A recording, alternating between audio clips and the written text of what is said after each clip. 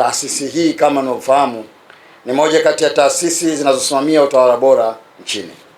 Malengo yake, mwenendo wake ni lazima ufanane na malengo hayo makubwa ya utawala bora nchini. Imebeba dhamana kubwa ya kulivusha taifa katika kutimiza malengo ya dira ya maendeleo ya miaka 50 ijayo. Dira ya taifa ya maendeleo ya mwaka 2050 ndio moja ya msingi wa utendaji kazi katika awamu ya 6 hii, kipindi hiki cha pili. Hatuwezi kufikia malengo hayo kama tutakuwa wawazi, wazalendo na wajibikaji ambao unalenga katika kuwahudumia wananchi wetu kwa usawa unaotakiwa. Taasisi hii inaendelea kuwa nguzo muhimu katika kufikia malengo hayo tuliojiwekea kama taifa, na nyinyi mmepewa dhamana hiyo na Watanzania. Kwa kutambua umuhimu wa taasisi hii, serikali imekuwa inaongeza uwezo wa kibajeti kila mwaka kwa lengo la kujenga uwezo kwa watumishi. Lakini sanjari na hilo, tumekuwa tunaendelea kuongeza watumishi, vitendea kazi na majengo katika maeneo mbalimbali nchini ili kuwezesha taasisi hii kufanya kazi zake vizuri.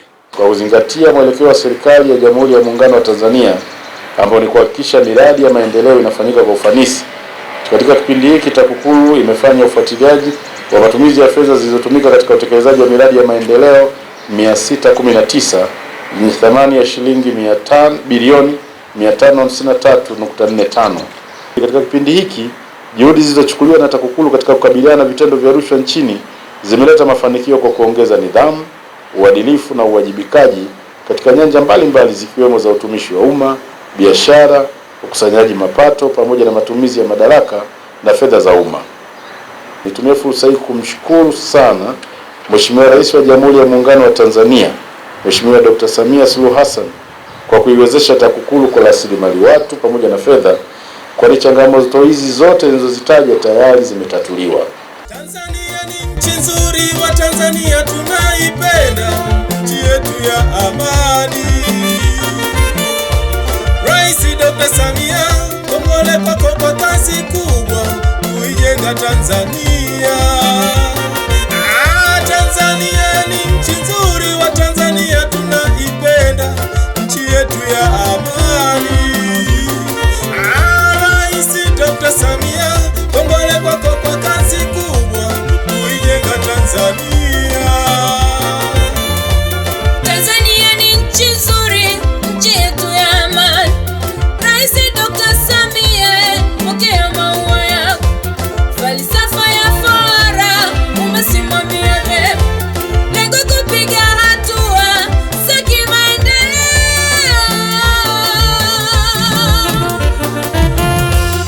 Kaweka nguzo 4, moja ni maridhiano katika zile fora, la pili ni mageuzi, ustahimilivu nao, hiyo ni nguzo ya 3, kujenga upya taifa, hiyo ni nguzo ya 4. Mtazamaji wa TAKUKURU TV, tunakukumbusha kubofya neno subscribe, pia kubofya alama ya kengele na kuchagua neno all notification ili kupata taarifa za matukio mbalimbali hapa TAKUKURU TV. Usisahau kubofya neno like iwapo umependa taarifa zetu na neno share ili kuwatumia wengine. Asante, naendelea kufuatilia vipindi vyetu hapa TAKUKURU TV.